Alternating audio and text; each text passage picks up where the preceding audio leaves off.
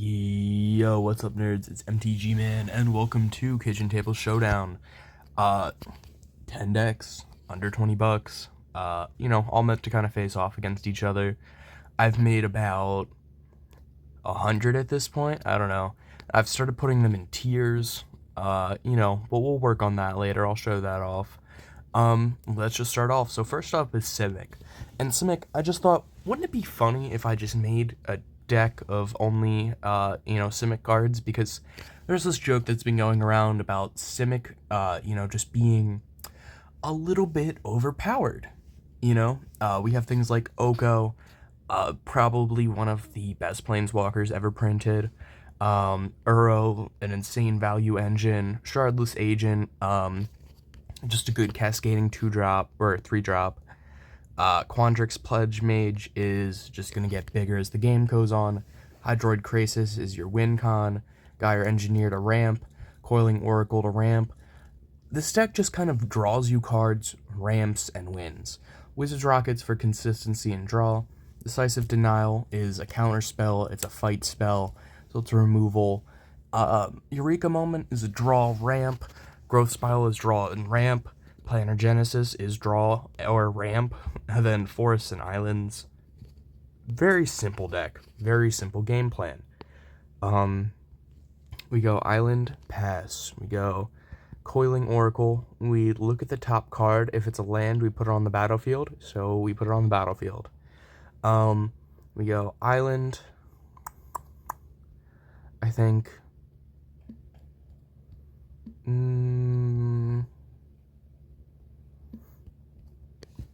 Yeah, sure, why not? So we'll go Shardless Agent. We go until we find a 2-drop, which will be Planar Genesis. Force goes to the bottom. Planar Genesis lets us look at the top 4 of our library, put a land onto it, the battlefield tapped, and if we don't, we can put 1 into our hand. So I think we want to put Uro, right? Yeah, and the rest go on the bottom of our library in a random order. We put Uro to hand. We will play a forest. We're going to play Uro. When it enters, we get to gain 3 life, draw a card, and play a land. So, draw, play a land. Then I guess we play a Planar Genesis. Look at the top 4. Put an island onto the battlefield tapped. Put the rest on the bottom of our library. Swing in for damage. We're going to go with a Pledge Mage. And then we will Growth Spiral. Play a Force for turn. Draw a card off a Growth Spiral. Play a Wizard's Rockets. Play a Decisive Denial to have things fight. That'll put another counter on Quandrix Pledge Mage. And then, yeah, you just keep Wizard's Rockets to draw. Swinging in. And accruing value with the cards, and theoretically swinging in with Hydroid Krasis. Overall, it plays very consistently, so I'm gonna move it to, like, B tier. The A tier decks are possibly too good, they have too fast of combos, or too consistent. B is right around where we want things to sit. C is, like, it can win, but it's kind of inconsistent. D tier has some serious flaws in how it wins, and then F is like non-functional. Next up is Grandeur. So this deck focuses on using Aura's Samite Guardian, where you can use its Grandeur ability to discard another copy of it, and then your opponent can't play spells and can't attack. So we use cards like Undertaker, Oversold Cemetery, and Phyrexian Reclamation in order to get Oris back to the hand after we discard it. We regain life and burn our opponents with Faith the Devoted so that we can just keep returning it to hand. We have Raised Dead as a backup, Helping Hand as a backup, Buried Alive to either get it to the graveyard and or to fill our graveyard so that we have enough for Oversold Cemetery. And then Wizard's Rockets, Mephetic Drought for draw. Dire Tactics as removal, and then Undertaker to get it back. Moonbless Cleric to get any of our enchantments, Jarina as a way to protect Oris once it's on the battlefield, and Glitblade Prowler just to help us draw more cards. Overall, very interesting game plan. I was gonna say simple. I don't think we keep here. I think we have to keep here. I think we're putting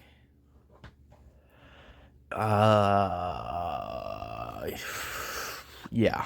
Okay.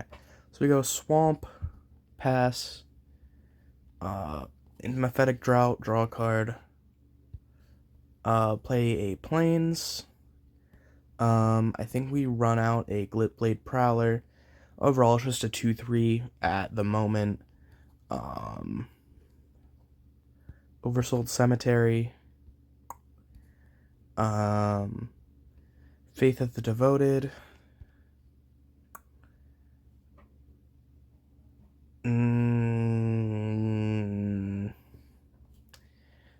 Wizards Rockets. Wizards Rockets sack, draw a card, play a Plains, and then at this point we play Eris. We Buried Alive. Searching for 3 copies of Eris. We move them to the graveyard. I guess we want to try and make Glitblade will swing. Let's just say it dies. So now at the beginning of our upkeep, we'll be able to move Eris to our hand. So we move it to hand. And then on our opponent's turn, we activate the Grandeur ability to discard it so the opponent can't do shit. And then when we discard it, we'll activate Faith of the Devoted to burn them for 2. The beginning of our upkeep will return to hand, and then we just keep looping that over and over. Overall, if you can get Eris out, it's good, but I think it's probably going to go in C tier. It knows its game plan pretty well, so I don't want to call it super flawed. Like these decks, if they don't get certain cards, they just die. Grandeur has ways to get to its cards, it just has flaws. Next up is Night Cannon. So Night Cannon uses Basri's Lieutenant. Basically, when it or another creature you control dies, if it had a +1/+1 counter on it, you create a 2/2 white knight. So if that knight also had a counter on it when it died, you'll create another knight. So we'll use Grumgully the Generous so that all of our non-humans enter with an additional counter. So every knight will die. When it dies, it'll create another knight that'll enter with a counter. When it dies, it'll create another knight. So then we cannon knights with Goblin Bombardment. We use cards like Fauna Shaman to get either Grumgully or Basri's Lieutenant. Moonbless Cleric to help us get to Goblin Bombardment. Spirited Companion to draw, and because you need a first creature to die before you can start creating knights, so Spirited Companion will be that first creature to die. Wizards Rockets for draw and color fixing, Path to Exile for removal, Wear and Tear for removal, Cathartic Reunion to draw, Commune with Nature, and Commune with Gods in order to get to your combo pieces, and then Evolving Wilds, Forests, Mountains, and Plains. Overall, simple combo-y game plan. You just get to your pieces and then theoretically win.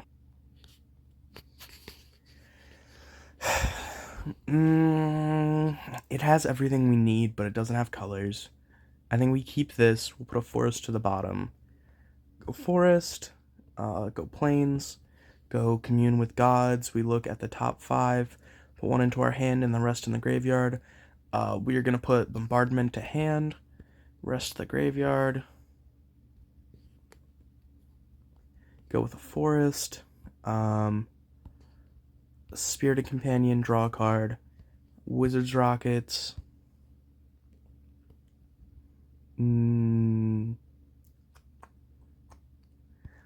Fauna Shaman. Forest Return. There we go, there's a mountain. Goblin Bombardment. We need all the creatures in our hand.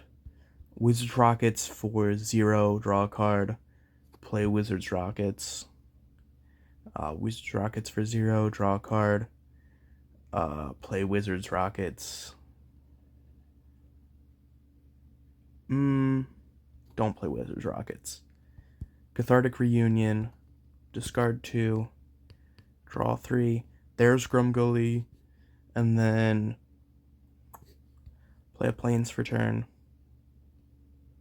Play a Forest for turn, go 1, 2, 3, Grumgully, 1, 2, 3, 4, Basri's Lieutenant.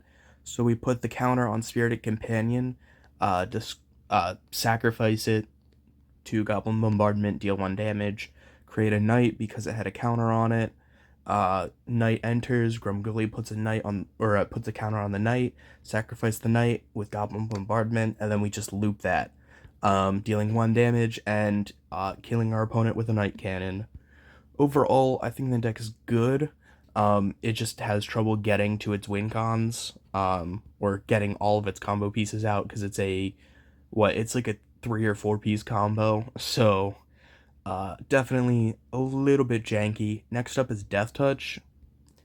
So Death Touch hopes to have you win with a board of small Death Touchy creatures. Creatures like Bilious Scoldweller, that can also help you win with Infect. Fellstinger, which you can sacrifice your other small Death Touchers in order to draw cards. Foulmire Knight, which is also a card draw spell.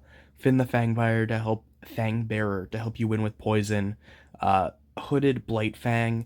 So whenever a creature you control with Death Touch attacks, each opponent loses 1, you gain 1. It's just going to help you go faster.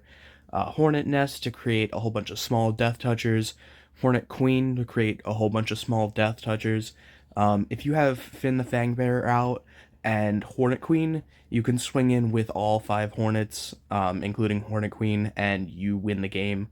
Ophiomancer creates Death Touchy Snakes. We have Vraska, which creates Death Touchers, and also is just going to put counters on them. Wizard Rockets for draw, Doomblade, Return to Nature, Sign in Blood for draw, and Pattern of Rebirth, which is going to help you get out your Hornet Queen. We also have Forests, Necroblossom Snarl, and Swamps.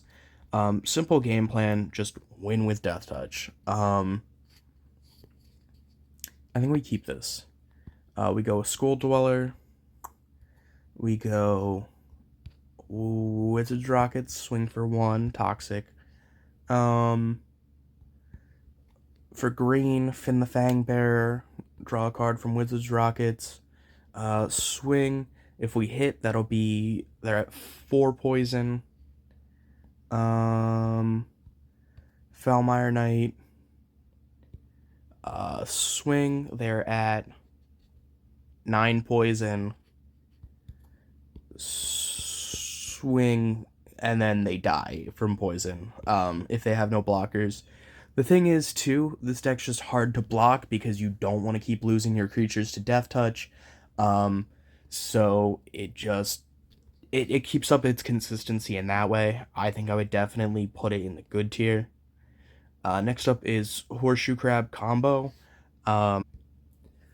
So how this deck works is you use Horseshoe Crab, which you can pay 1 blue to untap itself, and Unctus, where whenever a blue creature becomes tapped, you can draw a card and discard a card. So we use Utopia Vow, Multani's Harmony, and Karametra's Favor in order to make Horseshoe Crab tap for mana that it can then use to untap itself to basically draw through our entire library.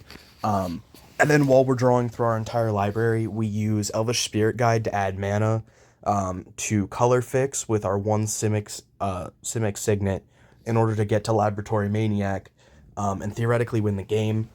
There's also Gush, so that you can increase your hand size while you're doing this, and then Spell Pierce to protect your combo, along with Winding Way, Commune with the Gods, just to get the cards you need into your hand.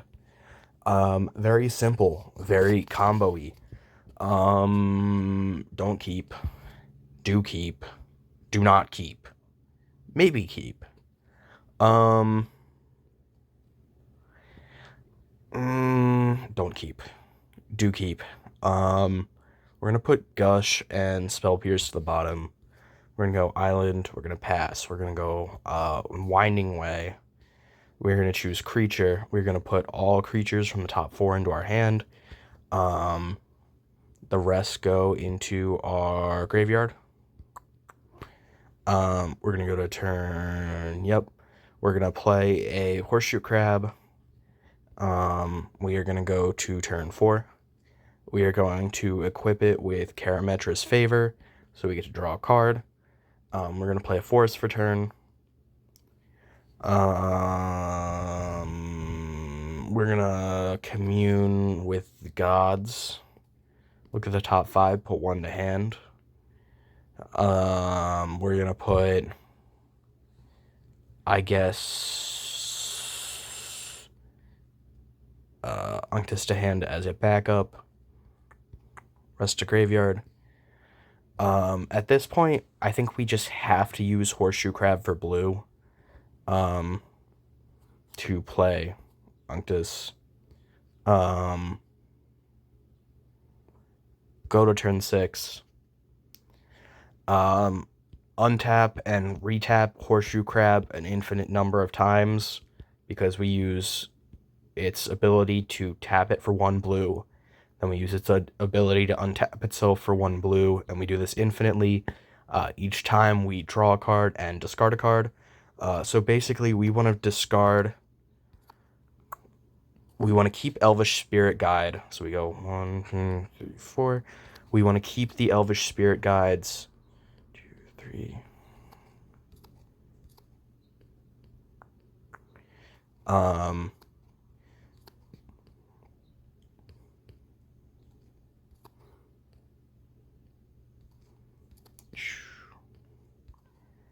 So now we're at 3 Elvish Spirit Guides. We use 2 for green mana to play a Simic Signet. We actually, it doesn't even matter because we have colors up anyway. We just keep discarding, and then until we play Laboratory Maniac, we keep discarding and drawing over and over. Theoretically, what the thing is if you have all your lands tapped, you can play Laboratory Maniac by discarding 2 guides and using the other 2 guides on Simic Signet. But since we have lands up, that really doesn't matter. So we play Laboratory Maniac, and we just keep drawing and discarding until there's nothing in our library, and then we win the game. Simple game plan. You can get the combo pieces pretty easily. So I'm putting it in the good tier, but it could move up. Next up is Self-Mill combo. This is a very similar-ish combo. What this deck tries to do is you get Cephalid Illusionist, you tutor it into your hand with things like Fidelkin Aethermage, or Step Through, and then once it's on the battlefield, you play these equipments like Plate Armor, Arm-Mounted Anchor, or Short Sword that either reduce their own mana cost, their own equip cost, or can be reduced to 0 with Auriok Steel Shaper. Then you equip and unequip to mill through your entire library. Every time it becomes equipped, you mill 3 cards, then you equip it to something else over and over. You mill through your entire library, milling over at least 3 copies of Narcomoeba. With the 3 Narcomoebas on the battlefield, you can sacrifice all 3 to cast Dread Return from your graveyard. Use the Dread Return to get back Laboratory Maniac, and then on your next turn, you'd win by drawing. We also have Wizard's Rockets for draw, Opt, Spell Pierce, Breakthrough, in order to basically discard your hand, or to draw you cards, because our Mounted Anchor wants you to discard your hand. Deep Analysis is if you have 2 mana sitting up, after you do the combo, you can use it to draw without having to wait. And then Evolving Wilds, Plains, Swamp, and Islands. Overall, simple game plan. Keep. This is the hardest keep I've ever seen. Auriok, or Short Sword, pass. Auriok Steel Shaper, go. Then we Wizard Cycle Step Through. to search for a wizard. We search for a Cephalid Illusionist. We go to turn 4. We play Cephalid Illusionist. Short Sword has an equip cost of 0 because of Auriok Steel Shaper. We equip it to Cephalid Illusionist to mill 3. Then we equip it to Auriok Steel Shaper for 0. Re-equip it to mill 3. We do this infinite times, so we're going to mill our entire library.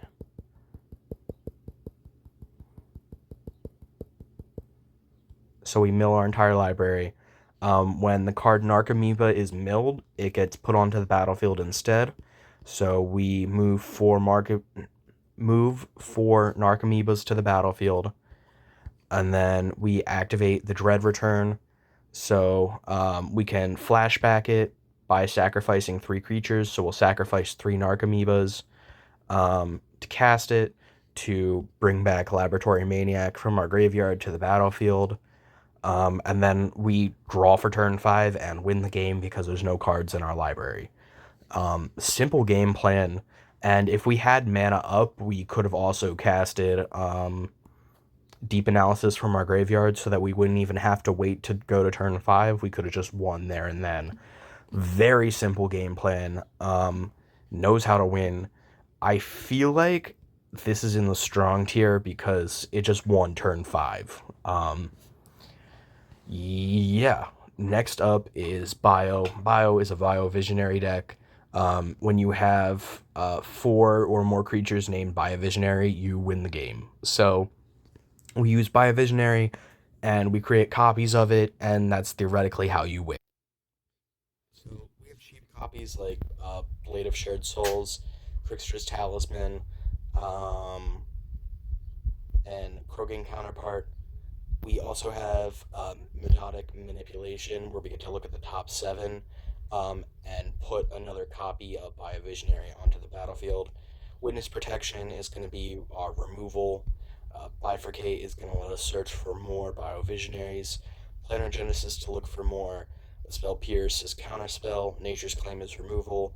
March of Burgeoning Life to let us search for more Biovisionaries. Fading Hope in order to send one back to hand if we need to. Evolution Charm is going to let us get a Biovisionary back from the graveyard if need be, and can also help us search for lands. And then just forests, islands, Fine Glimmer, Snarl. Very simple. You just get Biovisionaries out and you win. I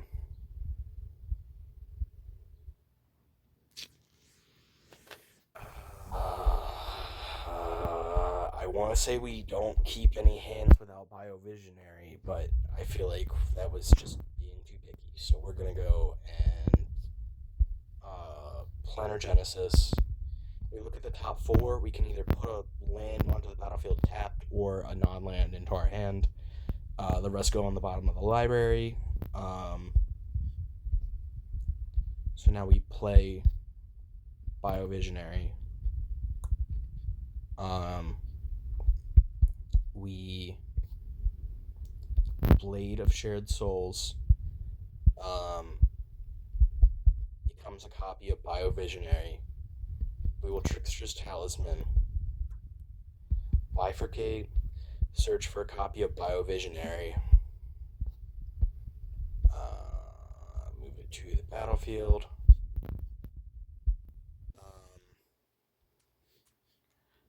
Play a forest. Bifurcate again. Search for a Biovisionary. And then at our end step,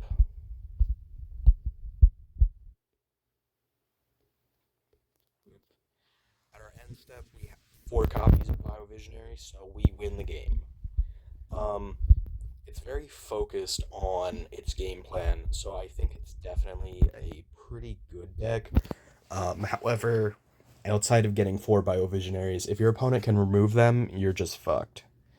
Next up is Doom. Doom is an Eminent Doom deck. Basically, you play a spell with mana value 1, then 2, then 3, then 4, then 5, then 6. And by the time you hit 6, you've won the game. So you basically just search that out.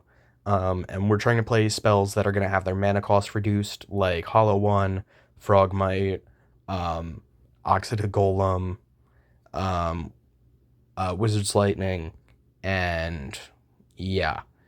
We also play Scene of the Crime because it counts as an artifact. Um, Basically, like Wizard's Lightning will cost 1 mana, but it'll still count as a 3 mana spell, so it'll take up Imminent Doom. We do not keep. We do not keep. I think we have to keep. We're going to put Golem and Quicksmith Genius on the bottom. We're going to Faithless Looting, draw 2, Scene of the Crime, and Scene of the Crime, Magmatic Channeler, so I can't do shit. Discard a card, exile the top 2, we can play 1 this turn, exile both, we can't really play either. Wizard's Rocket's tapped. Yeah, it's not working. Keep this. Mountain, Imminent Doom, Mountain, Quicksmith Genius, Mountain, Imminent Doom. I think we need Magmatic Channeler. Magmatic Channeler, discard a card, look at the top 2. We will play Faithless Looting, so that'll deal 2 damage. Draws 2 cards. Discard 2 cards. I guess play Hollow One for 1. Draw a card, discard a card from Quicksmith Genius. Yeah. No. Not good. Non-functional. That's where I'm putting it. Next up is Outlaw Aristocrats. So what do? You create Outlaw tokens with things like Hellspur Boss and Marsh Flitter, sorry. And then you have things like File Smasher that's going to burn your opponents when your Outlaws enter. Lasping Jasper Flint, which is going to exile cards from their library and let you play them, where X is the number of Outlaws you control. Zulaport Cutthroat is going to burn your opponent when Outlaws die. And then Out at Knife Point is going to create you more Outlaws. Double Down is going to copy your Outlaws. Ragkish Crew is going to burn them when Outlaws die. And Summon to return things to hand that you want to recast. And to return your opponent's shit. Spell Pierce as a counterspell. Shoot the Sheriff as just a flavorful kill spell. Viscera as a sack outlet. And then Marchesa, Dealer of Death, just because you're going to be committing crimes. It's a cool way to gain card advantage. Evolving Wilds, Islands, Mountains, Swamps. Yeah. So I think we keep. We're going to go Mountain. We're going to go... Let's say we shoot the Sheriff. Some random creature. We will... At Knife Point, which is going to give all of our Outlaws first strike during our turn. At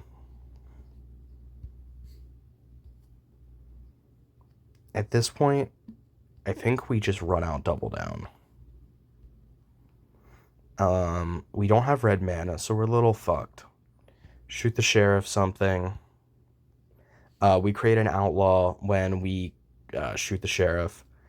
And then we play a Marsh Flitter. When it enters, it gets copied by Double Down. So we create 4 2/2 Black Goblin Rogues. And then 2 Marsh Flitters. Swing in with all of our rogues and shit. Play Laughing Jasper Flint. At the beginning of our upkeep, our opponents are going to be exiling the top 7 cards to their library, 8 cards to their library because of at knife point. And I don't know. I think there's definitely some inconsistencies here. This is a harder one to illustrate without an opponent. So we'd go Mountain, we'd go File Smasher, Rackish Crew,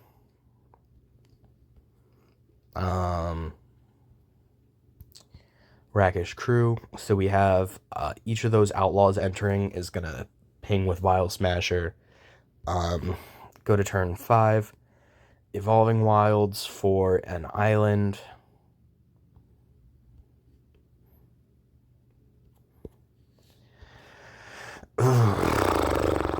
Because I really want to play Double Down next turn and then Hellspur Posse Boss, but I think it's best to just play a Posse Boss, burn for 3 with Vile Smasher, and then now play Double Down.